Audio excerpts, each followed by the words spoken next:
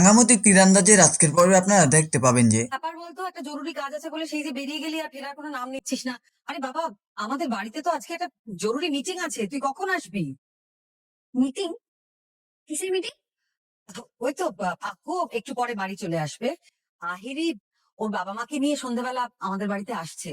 কিছুই না, ওরা একটা মানে ওরা চাইছে যে আমাদের দুই পরিবার মিলে একটা জয়েন্ট রিসেপশন হোক আর কি।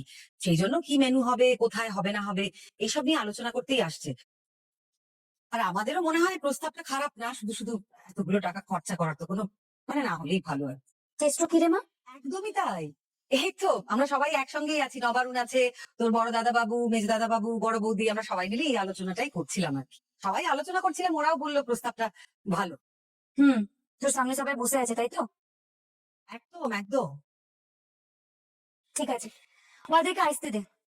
আমরা একটা টাকাও খরচা করবো না। যখন বিয়াটাই হবে না, তখন অরুণবাবু টাকা কেনে খরচা হতে দিব বল? জানিস মা, আহির দিদির কুকীর্তির সব প্রমাণ এখন আমার হাতে। কি বলছিস কি তুই? আমি জানি তো রানা, তুই যেখানে আছিস তখন কি আর আমাদের কাউকে কিছু চিন্তা করতে হবে? সব যেমন হওয়ার কথা তেমনই হবে, আমি জানি তো। আচ্ছা, তুই তাড়াতাড়ি আয়, আমি রাখছি, কেমন?